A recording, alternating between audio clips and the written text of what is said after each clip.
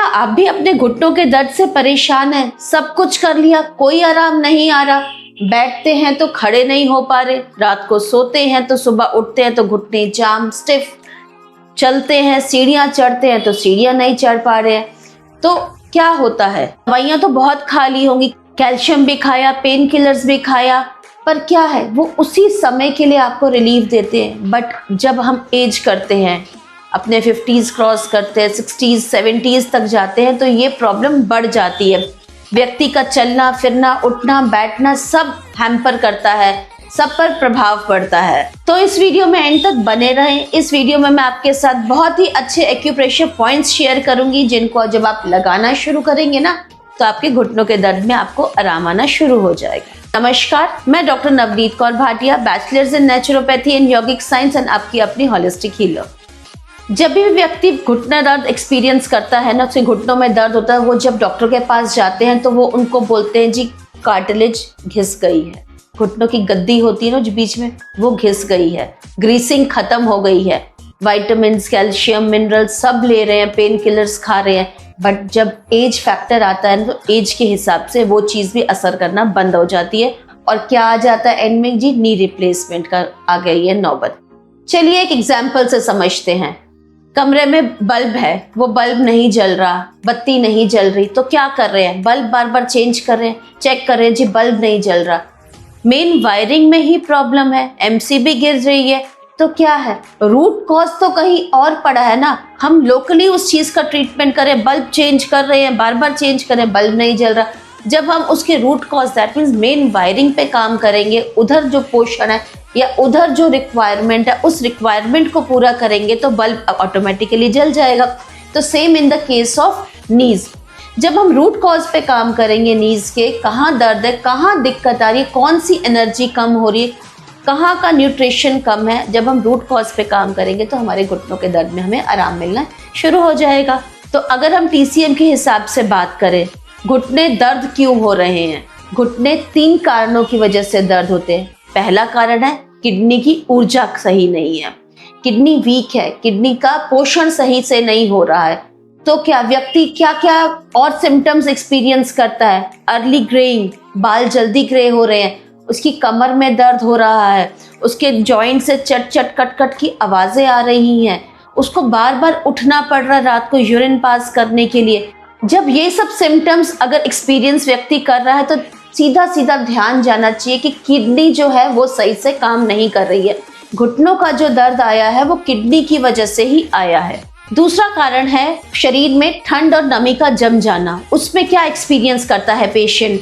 सुबह उससे उठा नहीं जाता, बेड से खड़े ही नहीं हो सकते हैं, और खासकर ये प्रॉब्लम उनकी बारिश और ठंड के टाइम पे बढ़ जाती है। उस टाइम पे सर्कुलेशन का प्रॉब्लम होता है, थोड़ा सा चलते हैं, मूवमेंट होनी शुरू हो जाती है जॉइंट्स में, फिर पेशेंट जो है वो आराम महसूस करता है।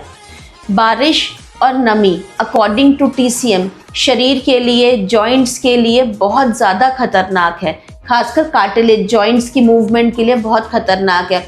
आपने भी देखा होगा अपने घरों में बुजुर्गों को, जैसे ही सीजन चेंज हो रहा है, सर्दियाँ आती है, ठंड आती है, वो खुद कंप्लेन करते होंगे कि मैं गर्मियों तक तो ठीक था या ठीक थी, पर सर्दियाँ आता हूँ या बारिश होती है तो मेरी दर्दें बढ़ जाती हैं। जब उनकी दिक्कत बढ़ जाती है तो रोजमर्रा के काम भी वो नहीं कर पाते, या सारा टाइम अपने घुटनों को लेकर बैठे रहते हैं कि हमारे तो घुटने दर्द हो रहे हैं, हमसे खड़ा नहीं हुआ जा रहा है। अब बात करेंगे तीसरे कारण के बारे में। तो तीसरा कारण क्या है? जब बॉडी में ब्लड और एनर्जी रुक जाती है, घुटने के पास ब्लड का सप्लाई और एनर्जी का सप्लाई रुक गया, तो व्यक्ति क्या एक्सपीरियंस करता है कि रात को भी उसको नींद नहीं आती घुटने के दर्द से। और आपने हाथ रखा घुटने पे, पेशेंट चीख पड़ेगा, चिल्ला पड़ेगा कि हाथ हटाओ, मेरे को दर्द हो रहा है, छूने तक नहीं देगा। क्यों? क्योंकि ये पुरानी बीमारी हो चुकी है, क्रॉनिक हो गया है। क्रॉनिक का मतलब क्या है? पुरानी होती जा रही है, डे बाय डे ध्यान नहीं रखा गया, बीमारी पुरानी हो गई है। इसमें क्या होगा? ब्लड के स्टेसिस हो जाएंगे, सर्कुलेशन प्रॉपर नहीं है, सर्कुलेशन नहीं है तो मूवमेंट नहीं है, मूवमेंट नहीं है तो रुकावट आ गई ना। तो जो हमने बात करी क्रॉनिक नी पेन की, वो पुराने समय से दर्द बना रहा शरीर में, जिसकी वजह से जकड़न अकड़न बन गई है हमेशा के लिए। अब हम बात करेंगे उन एक्यूप्रेशर पॉइंट्स के बारे में जिनको हम जब लगाना शुरू करेंगे ना कंसिस्टेंटली, तो हमारे घुटने दर्द में हमें आराम महसूस होना शुरू हो जाएगा। इस ट्रीटमेंट के लिए हमें जरूरत होगी पेपर टेप की और टोनिफिकेशन सेडेशन मैग्नेट्स की, जो एक तरफ से व्हाइट और दूसरी तरफ से येलो दिखते हैं। पहला कारण हमने बात की थी ना, किडनी की डेफिशिएंसी की वजह से, जो जिसमें पेशेंट को रात को बाथरूम के लिए भी उठना पड़ता था, लोअर बैक पेन भी होती थी, तो उसके लिए हमें 2 पॉइंट्स लेने हैं। पहला पॉइंट है किडनी 3। किडनी 3 हमारी मिडिल फिंगर में, ये जो जॉइंट दिख रहा है, जॉइंट से बिल्कुल जॉइंट के ऊपर साइड में है, इस पॉइंट का हमने टोनिफिकेशन करना है। That means yellow side of the magnet जो है ना हमारी स्किन को टच होगा। दूसरा पॉइंट है यूरिनरी ब्लैडर का पॉइंट नंबर 23। उसकी लोकेशन हमारे बैक ऑफ द हैंड है। यहाँ सेंटर से एक लाइन खींचेंगे, ये जो जोड़ दिख रहा है जहाँ पे ये मिल जाएगा उससे स्लाइटली थोड़ा सा इधर, ये पॉइंट इधर है UB23 का भी हमने टोनिफिकेशन करना है। That means yellow side of the magnet जो है ना वो हमारी स्किन को टच होगा।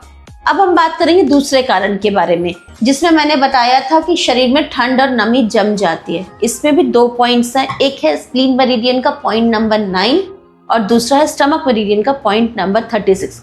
चलिए पहले लोकेशन समझते हैं। SP9 की लोकेशन कहाँ है? हमने जो ये मिडिल फिंगर में ये जॉइंट दिख रहा है, जॉइंट्स ले जो साइड में दिखा रही हो ना जगह, इधर SP9, ठीक है ना। इसका हमें करना है sedation. That means white side of the magnet जो है ना वो हमारी स्किन को टच होगा। और दूसरा पॉइंट ST36, वो भी मिडिल फिंगर पे है, बाहर की साइड पे है, ये जॉइंट के बिल्कुल स्लाइटली नीचे, ठीक है ना। इस पॉइंट का करना है हमने tonification. That means yellow side of the magnet जो है ना वो हमारी स्किन को टच होगा। तीसरा कारण ब्लड स्टेसिस, ब्लड स्टेग्नेशन जहाँ हो गई थी, रुकावट हो गई थी। इधर भी 2 पॉइंट्स हैं, एक है स्प्लीन मेरिडियन का पॉइंट नंबर 10 और दूसरा है स्टमक मेरिडियन का पॉइंट नंबर 34। आइए लोकेशन समझते हैं। पहले देखते हैं SP10 कहाँ पर है हमारे हाथ में। मिडिल फिंगर में ये मिडिल जॉइंट है, मिडिल जॉइंट से स्लाइटली नीचे, ये दिख रहा है, जॉइंट से स्लाइटली नीचे, यह हमारा पॉइंट है SP10। इसका हमने करना है sedation. That means white side of the magnet जो है ना वो हमारी स्किन को टच होगा। और दूसरा पॉइंट जो मैंने ST34 बताया है वो बाहर की साइड पे, ये जॉइंट दिख रहा है, जॉइंट से थोड़ा सा ऊपर, बिल्कुल जॉइंट के ऊपर ये पॉइंट पड़ेगा, जॉइंट से थोड़ा सा ऊपर जो दिख रहा है ना, यहाँ है स्टमक मेरिडियन का पॉइंट नंबर 34। इसका भी हमने सेडेशन करना है। That means white side of the magnet जो है ना वो हमारी स्किन को टच करेगी। ये हो गया हमारे घुटने दर्द का पूरा प्रोटोकॉल। जब आप इस प्रोटोकॉल को कंसिस्टेंटली डेली लगाना शुरू करेंगे ना, साथ ही साथ जो कैप्शन बॉक्स में हमने होममेड पेन रिलीविंग ऑयल की रेसिपी लिखी है उसको बना के जब आप साथ में रात को सोने से पहले और सुबह जब उठेंगे उठने के बाद लगाएंगे ना, तो घुटने दर्द में आपको धीरे धीरे आराम आना शुरू हो जाएगा। ये ट्रीटमेंट जो है बायलेटरल है। दैट मीन्स दोनों ही हाथों में हमने इन मैग्नेट्स को लगाना है। 8 से 10 घंटे तक लगा के रखेंगे। एक्यूप्रेशर थेरेपी का सबसे बेस्ट पार्ट यह है कि हम इन मैग्नेट्स को रात को भी लगा के सो सकते हैं, ताकि हमारा डेली रूटीन का मॉर्निंग का कोई भी काम सफर ना करे या प्रॉब्लम ना आए। और अगर ऐसी और भी कोई प्रॉब्लम से आप जूझ रहे हैं तो हमारे पेज पे बहुत सारी वीडियोस हैं रोजमर्रा की प्रॉब्लम से। जो लोग परेशान होते हैं, चाहे यूरिन का प्रॉब्लम है, चाहे नींद ना आने की दिक्कत है, बहुत सारे वीडियोस हैं। तो इसलिए चैनल को सब्सक्राइब कीजिए, जुड़े रहिए अगली वीडियो के लिए। नमस्कार।